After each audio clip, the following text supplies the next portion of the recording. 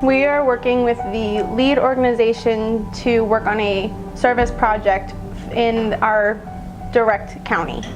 We're helping YWCA. They help women who come from abused homes have a safe place to go with their children so that they can get away from the horrible situation that they were put in. They provide housing for them and their families. They leave their environment and they come to the shelter for safety. Our adventure started when we decided to do this, to help this organization. We weren't sure what it was going to be like.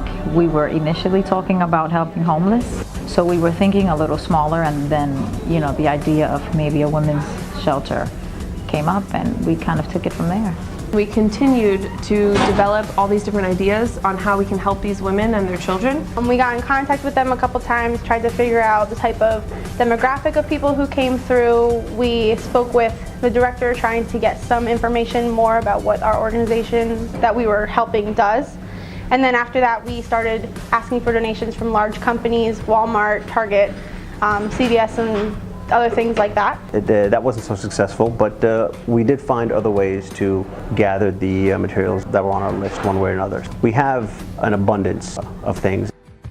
They're somewhere they really don't want to be to begin with. They want to be somewhere comfortable. They want to feel like they're home. And so by donating things that are closer to home, toiletries, personal items, hairpins, toys for the kids, books, hopefully it can make them feel a little bit more comfortable than where they're at. The book bags are for the children and the tote bags are for the women who came with their children, just full of things that they would need that they might not have thought about when they were leaving. We divided into what the women need for health care for them personally, but then also what the kids would need. So do they have a coloring book? Do they have a book that they can read? So we really focused on trying to give them what they would find in their home, which is where they got taken out of. So we're trying to give them the home away from home. We wanted to start with those basic things that we take for granted. We can't change their situation overnight, but we can certainly make where they are a little more comfortable. And I think that that's what we really wanted to do, just kind of remind them that they're still important, remind them that, just because they're in the situation that they're in now, that it's temporary, and that, there are people that still care about those type of things.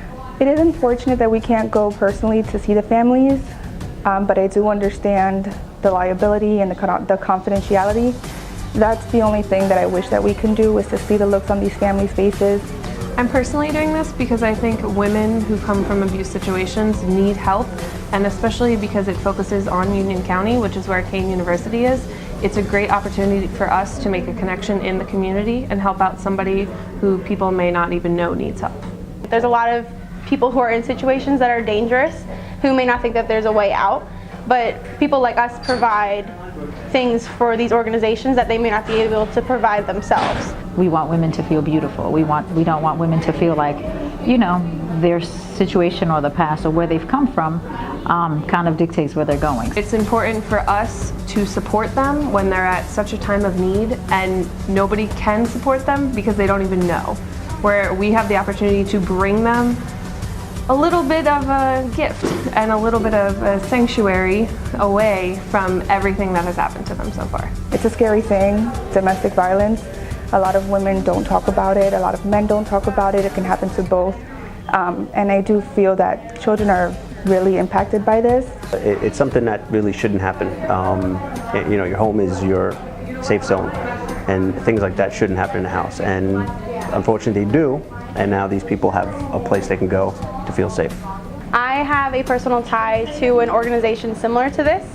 My friend and my godson were in a dangerous situation for some time. However, due to an organization similar to the YWCA, they were able to get the help that they needed. As I've matured and kind of gotten older and just kind of done my own self-assessment of things that have affected me in my life, domestic violence is definitely one of those things that I've lived with, that I've witnessed as a child, and as I get older, it's something that I definitely want to make a contribution to. I don't feel like I had a voice at the time that I was going through it, so I kind of just want to be that voice even for just one family that is going through domestic violence, or women that are running from situations.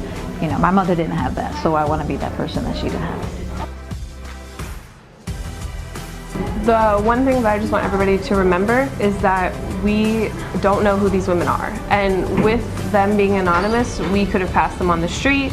We could, be helping them subconsciously, but through this we are helping them physically and showing them that we care about them when they were in a situation that a person didn't care about them. So I think it's very important that we remember to show love and care for everyone, no matter what the situation and no matter where we are.